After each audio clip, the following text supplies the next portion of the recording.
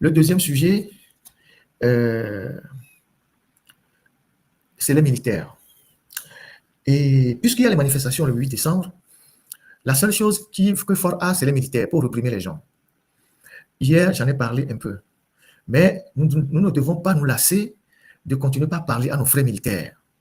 Ils sont après tous nos frères. Même s'ils ont décidé d'être des serviteurs, des esclaves de la famille Gnassingbé. L'armée togolaise doit cesser d'être une armée au service d'un clan, d'une famille. Elle doit être l'armée du peuple. Et pour qu'elle soit une armée du peuple, il faut qu'on continue par leur parler, à attirer leur attention, à les conscientiser. Je sais qu'il y a plusieurs militaires qui sont interdits de suivre des lives. Même à la police nationale, ils ont fait un rassemblement, ils ont interdit aux policiers de suivre les lives. Mais nous savons que vous vous cachez parfois pour suivre nos lives. Et ce message, il s'adresse à vous. Vous ne pouvez pas, depuis 60 ans, continuer par supporter une famille contre tout un peuple. Bastonner les gens, tuer les gens, massacrer les gens, rentrer dans les maisons, frapper les gens. Alors que vos conditions de vie ne sont pas mieux, ne sont pas meilleures que les conditions de vie des populations. Aujourd'hui, le combat que les Togolais mènent, les Togolais, quels qu'ils soient, c'est le même combat pour que vous aussi, militaires, que vous soyez en fonction ou que vous soyez à la retraite, vous puissiez vivre dignement. Aujourd'hui, vous n'avez pas de vie. Vous n'avez pas des meilleures conditions de travail. Vous avez des casernes qui sont comme des porcheries. Vous avez des commissariats qui sont sales. Vous avez des brigades de gendarmerie qui sont comme des porcheries, des dépotoirs. Mais vous vivez là-dedans. Il n'y a pas de toilettes, il n'y a pas de bureau. Mais dès qu'on vous donne l'ordre d'aller frapper les civils qui, eux, appellent à une meilleure gouvernance du pays, vous êtes les plus pressés d'aller frapper vos frères. Mais les mêmes frères avec qui vous partagez les mêmes maisons, vous partagez les mêmes réunions familiales. Il faut que cette sauvagerie de l'armée togolaise cesse. C'est pour ça que nous vous parlons. Nous vous parlons en frères, pour qu'à un moment donné, vous compreniez que avec la démocratie, avec le changement, vous serez mieux traités que ce qu'on vous fait aujourd'hui. Aujourd'hui, Fort vous utilise pour consolider son pouvoir, pour garder son pouvoir, mais il ne vous fait rien d'extraordinaire. Il ne vous fait rien d'extraordinaire. Bientôt, la fin de l'année, il va vous envoyer des sacs de riz, un sac de riz par soldat et un bidon d'huile. C'est ce qu'on vous distribue à la fin de l'année. Un sac de riz, un bidon d'huile, plus 5 000 francs. Ceux qui sont à la garde présidentielle ou ceux qui sont dans sa garde rapprochée, il leur donne 100 000, 100 000. Mais vous, les autres, militaires de rang et tout, policiers, gendarmes, sapeurs-pompiers, c'est un sac de riz 5 kilos plus un bidon d'huile de 5 kilos, un bidon d'huile de 5 litres. Et 5 000 francs qu'ils vous donnent. Et pourtant, c'est vous qui avez aussi plus d'enfants dans la société. Vous, les militaires, si on fait les statistiques, c'est vous qui avez plus d'enfants dans la société. Parfois, vous vivez dans des chambres salons à 8 ou 7. Les enfants sont nombreux comme ça. Et vous n'avez pas de meilleures conditions de vie. Même les allocations familiales, la Caisse de sécurité nationale est incapable d'augmenter les allocations des enfants pour que vous puissiez en bénéficier. Mais quand les civils se mettent à faire des revendications, c'est vous qui sortez fièrement les frapper pour faire plaisir à Fort Gnassingbé. Parce qu'on vous a dit au cours de votre formation que la famille Gnassingbé ou Eyadema était un dieu pour vous. Et donc, vous êtes rentré dans l'armée, c'est pour l'honneur d'Eyadema et non pour la République. Il faut que vous changiez de mentalité. Il faut que vous changiez de mentalité.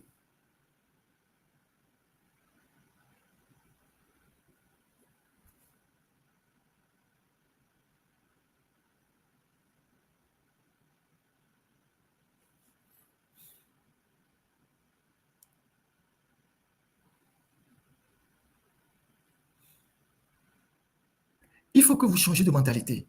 Quand on veut compter les gens qui demandent de l'aide au Togo, quand on veut compter les gens qui demandent de l'aide au Togo, vous les militaires, vous êtes parmi ceux qui demandent de l'aide aux civils. Ah chef, il faut me donner un demi-franc. Ah chef, il faut me donner un 1 000 francs. J'ai pas de carburant. C'est pas, les enfants sont à la maison, ils n'ont pas de quoi manger. C'est vous les militaires, la plupart, qui demandez du soutien aux civils.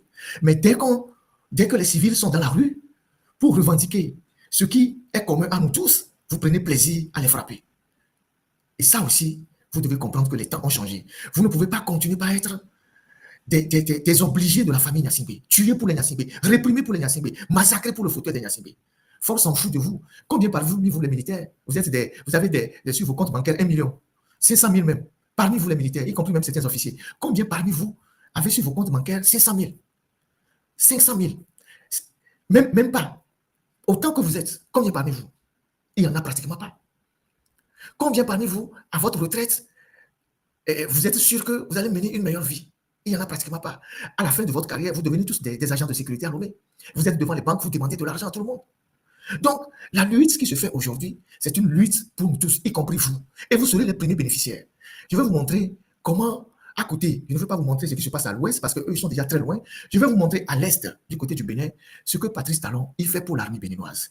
Il a fini de moderniser les casernes, de construire de nouvelles casernes, des casernes high-tech, à l'image des casernes en Europe, dotées de nouvelles technologies, des salles de réunion, des salles d'entraînement, des lieux vraiment organisés qui montrent que c'est un pays civilisé. Maintenant qu'il a fini de construire les casernes, il construit maintenant les logements pour les militaires. Ça fait combien d'années Fort vous a promis qu'il va faire des logements qui n'en a même pas commencé, qui n'a même pas débuté. Quand on va là où vous habitez, à Goué, comment appelle-t-on, à Goué, quand j'étais là, ce n'est même pas des cases, c'est comme des trucs en panko. Il n'y a même pas de clôture, vous vivez dedans comme des porcheries, et les fenêtres sont cassées, et vous êtes dedans comme des animaux. Mais Fort est ministre de la Défense depuis 15 ans. Rien, il ne vous a fait. Absolument rien. Et il n'est même pas prêt de vous le faire demain. Partout où vous, les militaires, vous êtes à Lomé, c'est des lieux sales. Les casernes sont sales, les camps sont sales, les commissariats sont sales. Vous vivez dans la saleté, dans les ordures, dans les taudis. À croire que vous, l'armée égale saleté, porcherie, taudis. C'est l'image que l'armée togolaise renvoie dans l'opinion. Les casernes, les lieux de commissariat. Mais on ne peut pas, parce qu'on est militaire, on va travailler dans des conditions de saleté. C'est pas possible. Et donc, à l'ouest, le président qui est sur le point de partir là, même s'il fait, à la fin de son mandat, il fait quelques dérives, au moins il a un bilan. Il a amélioré sensiblement les conditions des militaires. Il a rénové les casernes. Il en a construit de nouvelles. Maintenant, il est en train de construire des cités pour les militaires. On va regarder ensemble le genre de cités que Patrice Talon est en train de construire pour les militaires béninois. Voilà les cités qui sont en train d'être construites pour les militaires béninois. Comme vous pouvez le voir, je vais vous donner les zones où ces cités sont en train d'être construites. Oui, ok. On m'informe que le M66 a live à 22h. Donc, moi, je vais terminer le mien dans 15 minutes pour permettre au M66 de faire son live. Le M66 a live à 22h. D'accord. Alors, les logements que vous voyez, logements sociaux pour les forces armées béninoises. Un total de 500 habitations déjà reparties pour renforcer le cadre de vie de ceux qui veillent sur la sécurité nationale. 200 logements à Alada. Il y a une nouvelle caserne qui a été construite à Alada. 200 logements à Uida. 100 logements à Parakou. 200 logements à Alada, 200 logements à Uida, 100 logements à Parakou. Voilà des gens civilisés, propres, qui sont en train de construire leur pays. Des gens propres. C'est-à-dire, quand je dis des gens sont propres, des gens qui ont compris qu'un pays se modernise. Voilà ce qu'ils sont en train de faire. Des gens civilisés, qui sont dans une autre dimension. Regardez les immeubles qui sont en train de construire pour les militaires. Les logements qui sont en train de construire pour les militaires. Alors, vous, au Togo, vous n'avez même pas des maisonnettes, vous n'avez même pas des cases. Vous vivez entassés dans des trucs comme des prisonniers. Et quand on vous dit d'aller frapper les civils qui se battent pour les meilleures conditions, vous êtes les plus pressés. Et donc, je voudrais vous exhorter à arrêter d'aller verser le sang de vos frères pour faire plaisir à Faure Gnassingbé. Arrêtez d'aller frapper vos frères, d'aller massacrer vos frères, d'aller bastonner vos frères dans la rue pour faire plaisir à Faure Gnassingbé. Lui, il a les milliards et des milliards sur des comptes cachés partout. Ces femmes ont des milliards, ces enfants ont des milliards. Vous n'avez rien et c'est vous qui vous levez pour aller frapper vos frères qui demandent les meilleures conditions de vie pour tous les Togolais. Rien ne prouve que vos enfants seront militaires demain. Même si vos enfants deviennent militaires demain, ils n'auront pas progressé. Parce que si moi je suis militaire et que mon enfant devient militaire de classe inférieure, il n'a pas évolué. Et donc, vous avez le droit d'avoir aussi demain des enfants ingénieurs, des enfants médecins, des enfants je ne sais quoi dans la société. Donc, vous ne pouvez pas continuer par supporter mordicus, un régime pareil, en reprimant les populations, sans état d'âme. Voilà ce qui se fait à côté. Je ne vais pas vous montrer les logements de la Côte d'Ivoire, du Ghana. Là-bas, c'est pratiquement comme l'Europe. Je ne vais pas vous montrer les logements du Ghana ou de la Côte d'Ivoire. C'est pratiquement l'Europe. Au moins, le Bénin, regardez ce que le Bénin fait pour au moins mettre les militaires à l'aise. Si chacun a 2 chambres salon, on sait, comme je l'ai dit tantôt, que vous avez des familles nombreuses, au moins, vous n'allez pas vivre en proximité. Vous allez apprendre à vivre dans des maisons modernes. Vos enfants auront la tête beaucoup plus chose pour étudier. Il y aura toutes les conditions pour que vos enfants étudient. Donc, ceux qui vous utilisent pour consolider leur pouvoir depuis des années, ils sont incapables de vous mettre dans de bonnes conditions. Et vous tuez pour ces gens-là. Ah mais non, à un moment donné, il faut que vous arrêtiez tout ça.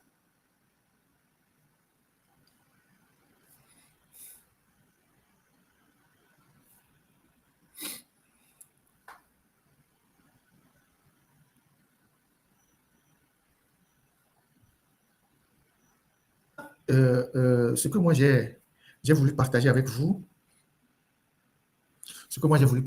ce soir, et je sais que nous sommes du bon côté de l'histoire. Nous sommes du bon côté de l'histoire parce que notre cause est juste. Les militaires, autant que vous êtes, que vous soyez des hommes de rang, vous soyez des officiers subalternes, des officiers supérieurs, surtout les hommes de rang. Vous voulez être cantonné à aller au champ pour vos patrons? Vous voulez être réduit à aller chercher les souris et les rats pour vos patrons dans la brousse?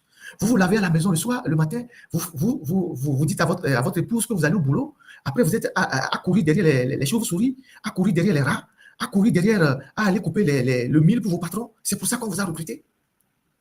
Comme un des vôtres vous me le disait hier, que c'est le champ qu'il a fui, il est rentré dans l'armée. Et le champ l'a rattrapé dans l'armée. En réalité, les gens sont rentrés dans l'armée, ce n'est pas par vocation. Parce qu'ils fuyaient la misère, parce qu'ils fuyaient certains travaux durs ailleurs. Donc, ils se sont dit, en rentrant dans l'armée, au moins on aura un compte bancaire, on aura un fusil, on aura au moins des bonnes conditions. Mais ils sont rentrés dans l'armée, on les utilise maintenant dans les champs pour le patron. Donc, si le Togo change, cette situation va s'arrêter. Vous ne serez pas des esclaves pour une famille. Vous êtes des militaires de la République. Donc, la République vous dit, ne tuez pas les enfants de la République pour faire honneur ou plaisir à une famille qui règne depuis 60 ans. Ne faites pas verser le sang des enfants de la République pour le plaisir des Niassibé. Le treillis que vous portez, les armes que vous portez, c'est la République qui l'a acheté. Ce sont les contribuables qui l'ont acheté. C'est l'argent des impôts qui ont servi à acheter les armes, les treillis, les randiers que vous portez. Donc, vous ne pouvez pas retourner les armes de la République contre les enfants de la République. Ce n'est pas normal. Vous devez arrêter cette sauvagerie. C'est pour ça que nous continuons de faire de la pédagogie, de vous parler, de vous conscientiser, de vous dire que vous êtes nos frères. Vous êtes dans presque toutes les maisons. Et vous connaissez l'état de misère dans toutes les maisons au Togo. Comment les gens souffrent pour joindre les deux bouts. Vous-même, vous souffrez énormément. Vous ne pouvez donc pas continuer par tuer, frapper, emprisonner, torturer pour faire plaisir à quelqu'un qui est dans son château et qui vit bien avec ses maîtresses et ses tisans. Réfléchissez. Revenez à la raison. Soyez des militaires au service de la République plutôt qu'au service d'un homme, d'une famille. Parce que les hommes passent, la République demeure. Aujourd'hui, si les Togolais ou certains Togolais sont de plus en plus distants avec les soldats, c'est à cause de votre attitude. Si des gens sont réticents à vous aider, c'est à cause de vos comportements. C'est parce que, contre toute logique, vous continuez par faire du mal à vos frères pour faire plaisir à une famille qui ne s'occupe même pas de vous. Voilà le message que moi j'ai encore à délivrer pour vous ce soir. Ceux qui enregistrent, vous pouvez enregistrer. Ce message peut être dupliqué en petites vidéos, comme on leur interdit de suivre les lives. Peut-être sur WhatsApp, ils vont suivre et le message fera son effet. Nous allons continuer par vous parler, en frère, sans vous sensibiliser. Parce que nous sommes convaincus que vous n'êtes pas sur notre planète. Même si en entrant dans l'armée, on vous fait signer des pactes ou on vous fait manger des trucs bizarres, je pense que vous avez encore une conscience, ou certains parmi vous ont encore une conscience. Et nous allons continuer par vous parler jusqu'à ce qu'un jour vous preniez conscience, parce que c'est vous seul qui maintenez encore ce régime. C'est cette armée-là, cette portion de l'armée, pas toute l'armée, mais il y a une portion de l'armée, c'est sur elle seulement que Fort compte. Si Fort n'a pas l'armée derrière lui, il aurait déjà fui le Togo. C'est parce qu'il y a ces militaires endoctrinés, parfois avec une fibre